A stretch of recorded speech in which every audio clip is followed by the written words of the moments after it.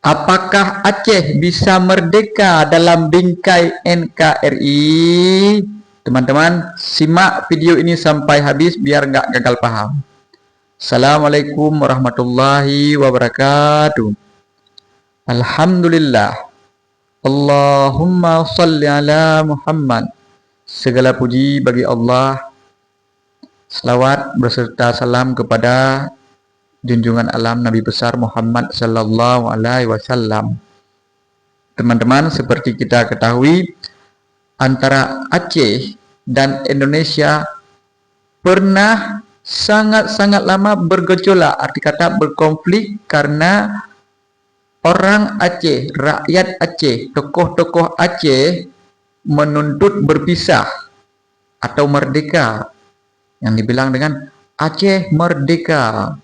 Jadi pertanyaannya, apakah ketika saat ini sudah damai, yang siapa namanya tuh, Mualim sebagai gubernur yang dulu kita tahu sebagai kombatan, orang yang menuntut merdeka, pernah mengatakan Aceh merdeka dalam bingkai NKRI. Apakah bisa dimaknai dengan merdeka bisa mengibarkan bendera? Pokoknya merdeka lah seperti negara-negara lain. Pastinya tidak. Negara Aceh tidak bisa merdeka dalam bingkai NKRI. Tetapi ingat teman-teman, dicatat ya, rakyat Aceh bisa merdeka dalam bingkai NKRI. Kenapa? Ini kan pertanyaan. Kenapa? Kita harus membedakan antara negara dengan rakyat pertama. Negara harus punya bendera, pokoknya lambang negara, ada pemimpinnya, itu sudah dikarenakan satu negara, ada rakyatnya. Nah, itu sudah satu negara, teman-teman. Jadi negara yang merdeka itu bebas, tanpa ada negara lain yang menekan. Nah, seperti Palestina sekarang kita tahu kan, dia belum merdeka, belum bebas, dijajah. Sekarang pertanyaannya, bagaimana dengan rakyat yang merdeka? Nah, kembali lagi teman-teman, apakah Indonesia sudah merdeka? Bangsa Indonesia sudah merdeka, negaranya sudah merdeka, sudah bebas dari penjajahan ya. Tapi rakyatnya sudah merdeka? Kalau menurut saya pribadi, ya kan, dengan berbagai macam yang sudah saya lihat, ilmu-ilmu yang saya dapatkan dari berbagai macam sumber, mengatakan rakyat Indonesia tidak sepenuhnya merdeka. Kenapa? Merdeka rakyat berarti kan pajaknya bebas lah. Tapi dalam hal ini kita nggak bebas semuanya lah. Minimal tempat tinggal. Saya mengutip yang dikatakan oleh Anies Baswedan, PBB di tahun 1948 mengatakan adalah pelanggaran HAM ketika rakyatnya tidak merdeka di tempat tinggal. Rumah di tempat tinggalnya masih dipajaki, itu belum merdeka rakyatnya. Nah, jadi teman-teman, menurut saya Aceh bisa merdeka, rakyat Aceh bisa merdeka dalam bingkai NKRI seperti yang dikatakan oleh Mualim. Caranya, nah, kita ingat di Jakarta, pertama Ahok, dia memerdekakan veteran-veteran supaya tidak membayar tempat tinggal lah. Atau yang setelah itu Anies membuat semua kaya miskin harus bebas pajak tempat tinggal atau 2 miliar ke bawah supaya mereka tidak terusir di tempatnya sendiri. Teman-teman bisa melihat kan, pribumi di kota manapun terusir. Kenapa? Karena NJOP nilai pajak yang terlalu tinggi sementara mereka tidak ada pekerjaan.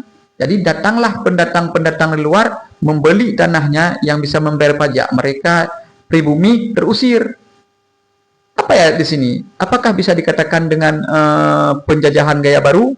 Nah, menjajah itu kan mengusir. Mengusir dengan cara, pokoknya gini teman-teman. Eh, apa perbedaan upeti dulu ketika Belanda dengan sekarang ketika merdeka Indonesia? Pajak semua. Jadi teman-teman saya nggak menjawab nih. Ini kita lihat lagi Aceh. Oke, Aceh bisa merdeka dalam bingkai NKRI seperti yang dikatakan oleh Mualim. Kenapa? Ketika Aceh menghapuskan pajak tempat tinggal, tapi ada tuntutan juga ini satu rumah satu kendaraan untuk bebas. Nah, jadi merdekalah mereka, ya kan? Rakyatnya merdeka. Tapi untuk negara nggak bisa berdiri. Kenapa? Nah, masih dalam bingkai NKRI. Nah, jadi di sini meluaslah kemerdekaan rakyat Indonesia. Ada di Jakarta, ada di Aceh. Nah, kita minta kepada semua rakyat Aceh mungkin yang menonton ini, pahamilah bahwa merdeka sesungguhnya bisa dilakukan oleh Mualim dan wakil-wakil rakyat dengan membebaskan pajak-pajak PBB, pajak bumi bangunan kepada seluruh rakyat. Ya kan? Tapi di sini teman-teman ada perbedaan pendapat dari tokoh-tokoh Aceh di luar. Negara harus pajaki. Teman-teman, kalian belajar di luar negeri. Negeri apa itu? Berbeda, teman-teman. Ingat, dalam Islam yang wajib dibayar pajak, zakat. Pajak itu tidak wajib, tapi kita wajib menaati pemerintah setempat.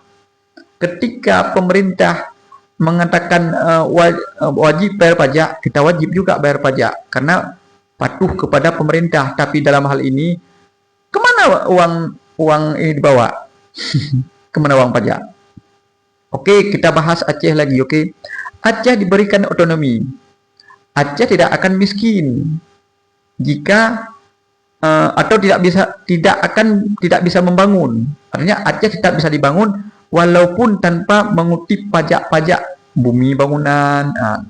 Itu yang pertama teman-teman. Itu bentuk kemerdekaan untuk rakyat Aceh. Ya. Kalau bisa untuk satu rumah, satu kendaraan, satu kakak, satu kendaraan, itu lebih bagus. Selebihnya, ya silakan kutip pajak. Begitu juga dengan tempat tinggal. Misalnya 10 kali 10 dibebas. Lebih luas itu bayar pajak lain teman-teman. Nah, jadi apakah rakyat Aceh bisa merdeka dalam bingkai NKRI? Bisa. Bisa. Ini tergantung kepada rakyat Acehnya. Apakah mereka bisa mengutarakan melalui wakil?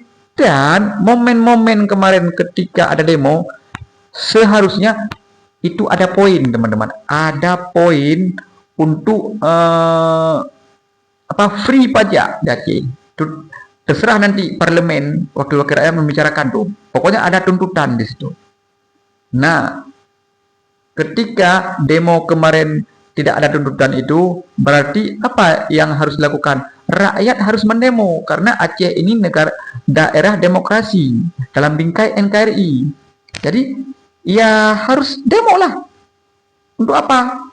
Untuk menuntut merdekakan tempat tinggal kami. Nah, disinilah perlu demo yang di dalamnya ada tuntutan untuk kemerdekaan rakyat. Karena sekali lagi rakyat tidak merdeka ketika tempat tinggalnya diusik. Pejuang-pejuang dulu mau merdeka biar bebas tempat tinggal. Berarti nggak bebas di sini.